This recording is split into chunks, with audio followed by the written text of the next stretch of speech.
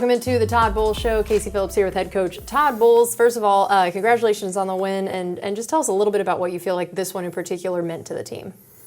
It meant a lot because of all the people hurt. I think with all the guys down, the young guys that stepped up and the guys that stepped in, like J.J. Russell and Ryan Neal, obviously, they made plays. They made plays and they fought, and each guy made a play when they had to, whether it was the offense with a big play with Mike, special teams with Hayes, defense with Winfield coming up with plays at the end, and they made play after play after play. And, you know, that really showed the team coming together. That's great. And, yeah, I mean, I feel like we got to have a whole show basically dedicated to Mike at this point for what all he did. So, of course, the big one was his 10th straight 1,000-yard season, which extends his own record to start the career. And then now he's tied with Randy Moss for the second most straight of those at any point in your career, behind only Jerry Rice. When you're using names like Randy Moss and Jerry Rice around it, you know that's quite a stat line. What did that record in particular mean in terms of, as you've watched and been around the NFL for all these people, and to see that Mike's name is now in a category like that, what does that mean? Not only that, but to do it with one team. You know, now you're getting to the time where it's 4 or 5 years, you go to a different team. He's been on the same team his whole career, and he's had quite a few different quarterbacks that he's done it with, so that makes it even more remarkable. And to be mentioned with Jerry, who I think is the greatest of all time, and Randy right there, you know, that's rare air. That's very rare air. And speaking of air, he got some air on that touchdown. I felt like it made me think of the MJ stretching and Space Jam moment. I mean, he's taken off from the 4, so take us through that touchdown.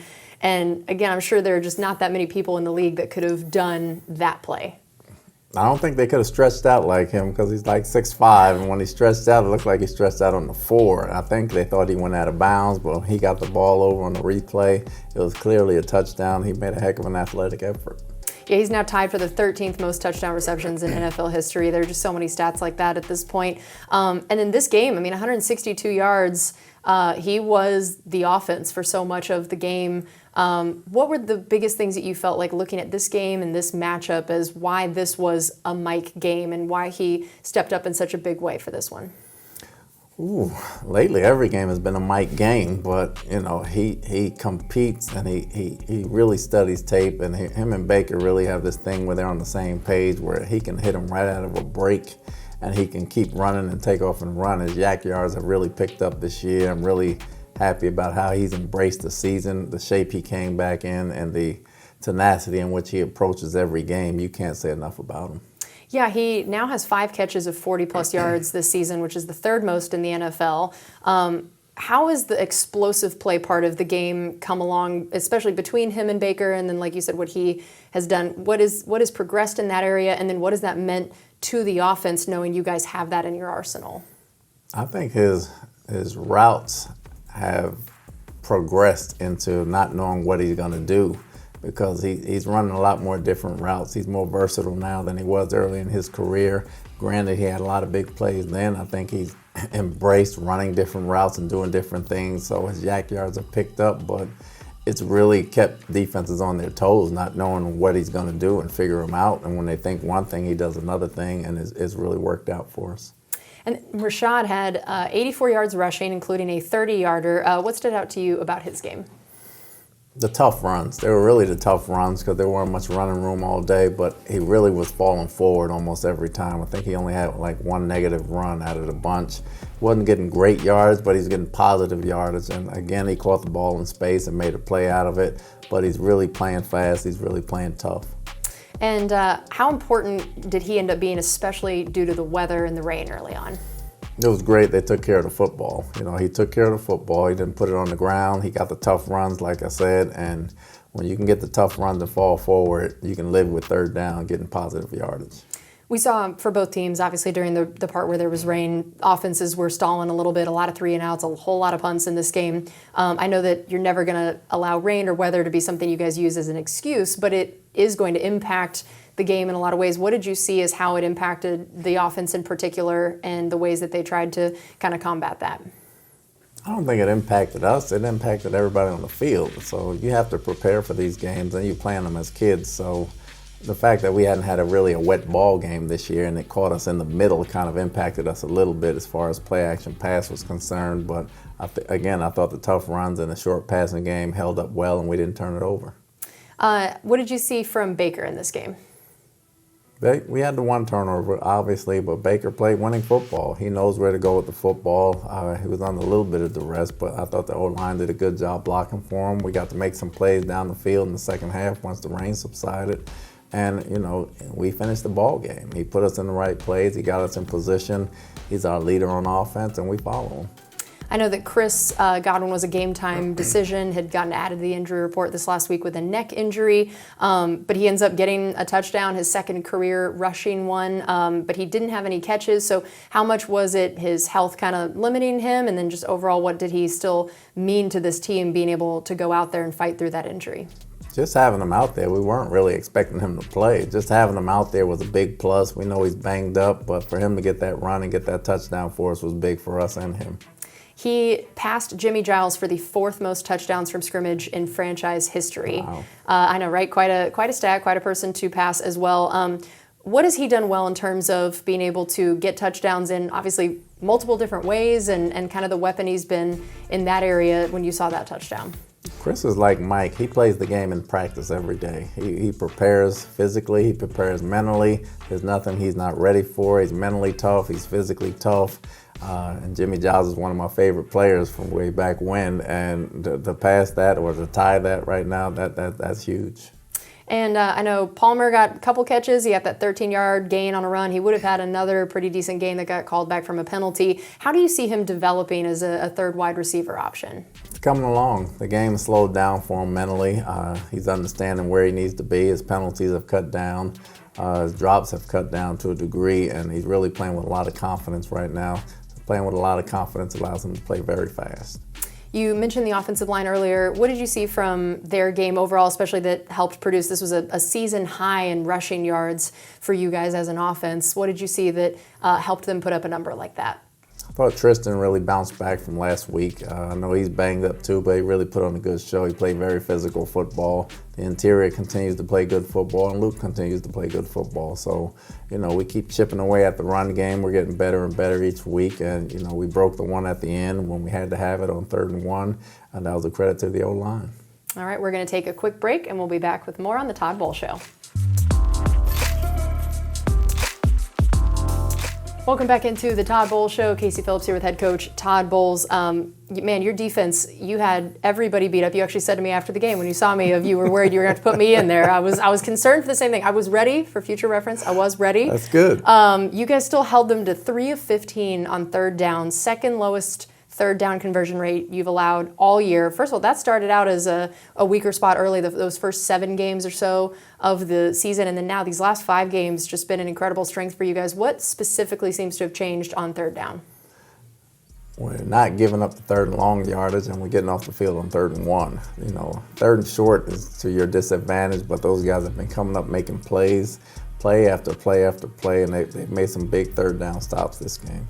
Yeah, and again, you guys held them to the 4th fewest yards you've allowed all season, and you guys are 4-0 when you're allowing less than 300 yards, and you did it again with just so many injuries. What stands out to you about just your defense as a whole, what you're proud of as a coach, what you're proud of as the players?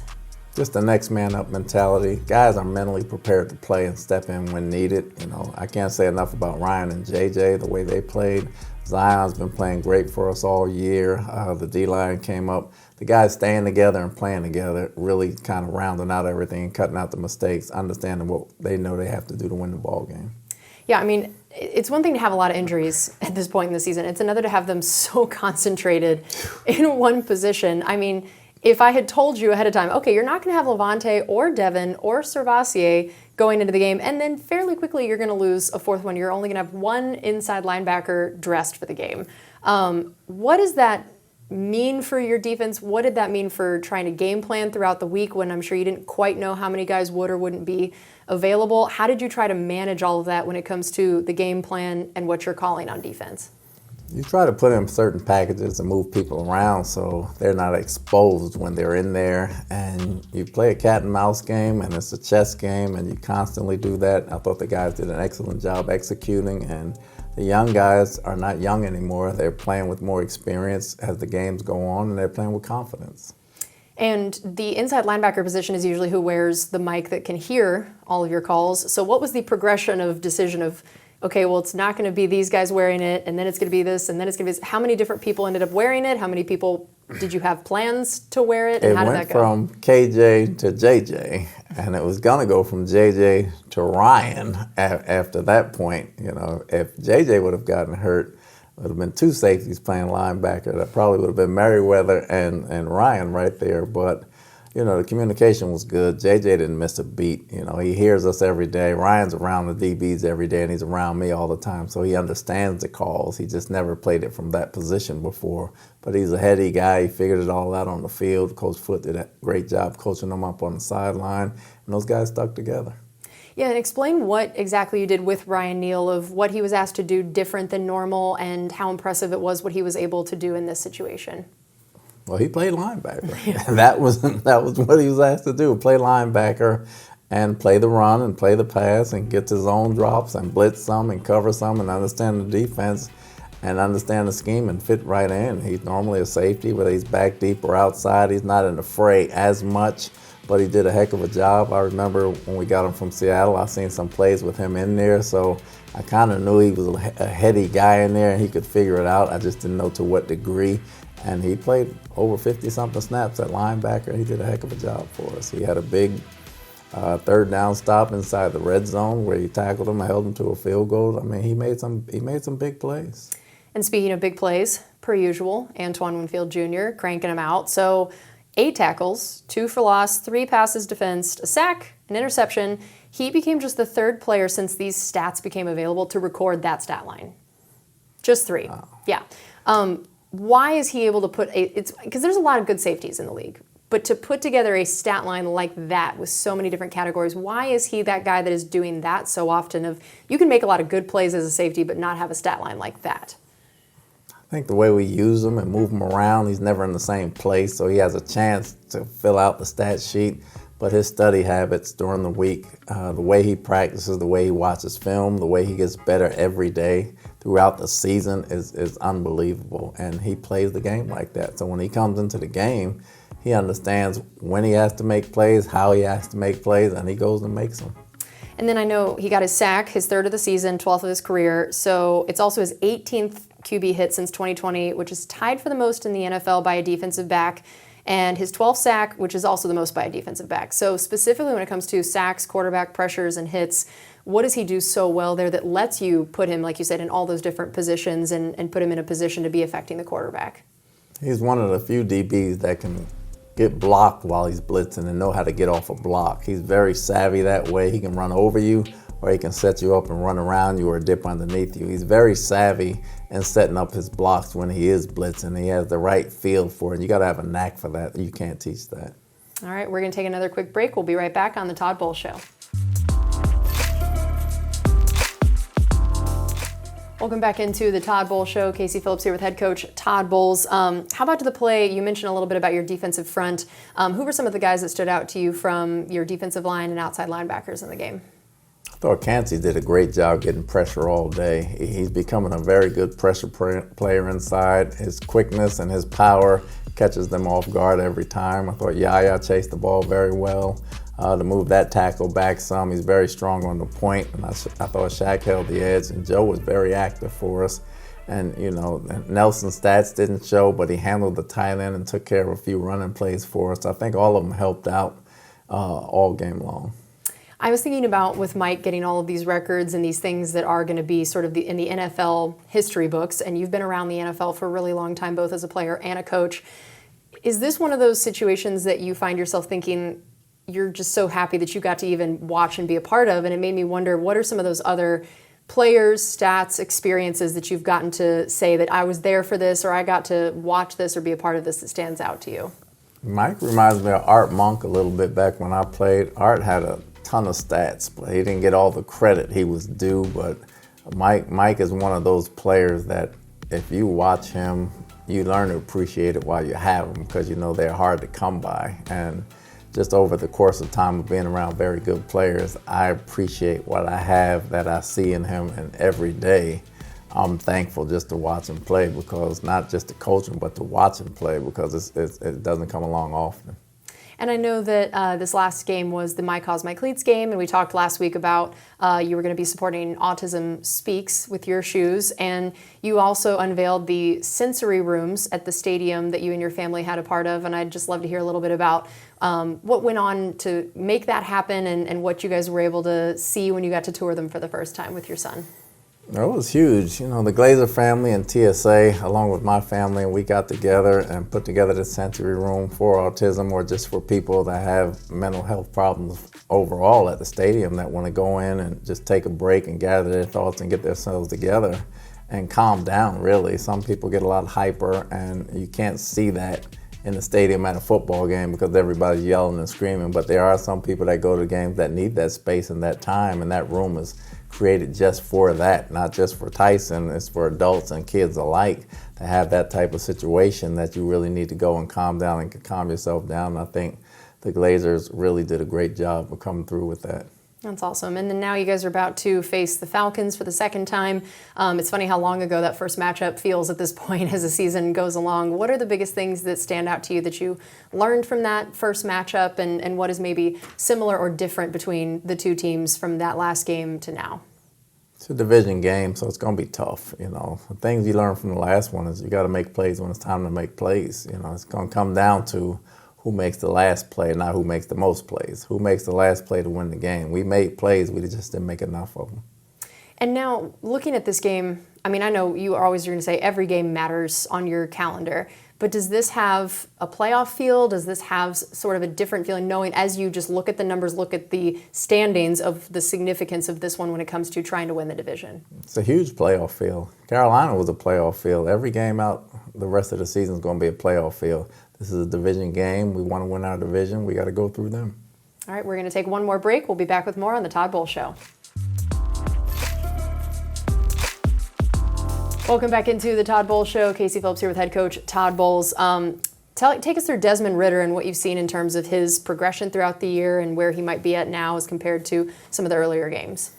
Well, you can tell he's comfortable where he's playing at right now. He used to just be a runner when he saw something. Now he can throw it. He buys time in the pocket. He understands the offense. He can take his first, second, and third read, check it down. He has a good grasp of it, and he's running it very well. I know the last time we matched up against them, Bijan Robinson didn't do a whole lot. He was under the weather that game. So what are the things that now you feel like you're going to have to be paying attention to in the way that he could affect what's asked of the defense? Not just him. They have a lot of weapons. You know, they can hurt you a bunch of different ways. Pitts can hurt you. Obviously, Bijan can hurt you. They got two more. Algiers can hurt you. Cordell can hurt you. They got the one from USC, the wideout can hurt you. Number 5 can hurt you. Ridder can hurt you with his feet. They're playing good football. They're playing very good football. Arthur's using them very good, very well, and they change up every game, so it's going to be a challenge. Do you get excited about that when you know, as a defensive coordinator, is this part of you that when there are a lot of different weapons and a lot of different ways the team can beat you, does that kind of fire you up the way that almost like a DB loves going against the top wide receiver? It's a coaching challenge, you know. It's an exciting challenge, you know. None more challenging than yesterday playing people all over the place, but it's an exciting challenge for the coaches, and the players try to rise to the occasion, so they'll be ready to play. And what do you know at this point about how much you might have to be doing that again this next week? Are you hoping that maybe some of the guys are back, or are you thinking that I might have to suit up again next week? Always be ready on standby, but we expect to have some of the guys back. Okay. I know that their defense also has really improved since last year in particular, and now they're 8th lowest completion percentage allowed, 7th lowest yards per carry allowed. One of the biggest things that stand out to you about the Falcons defense and the ways that they can make things complicated for you? They do a great job disguising on the back end and funneling everything inside. They play good vision on the ball. They're getting to the passer. They're getting to the passer on third down, but those guys on the outside have been playing very well. And how about Jesse Bates for them? This is a guy that is playing the position at a pretty high level, and I think he's one of the guys that Antoine Winfield said he most enjoys watching around the league and learning from. What stands out to you about him and how he can make things hard? He's a ball hawk. He has very good vision. He can bait you into things that you think you have and you don't have, so you got to be careful of him at all times. All right, well, Coach, thank you so much, as always, for your time. We really appreciate it, and good luck against the Falcons this week. Thanks, Casey.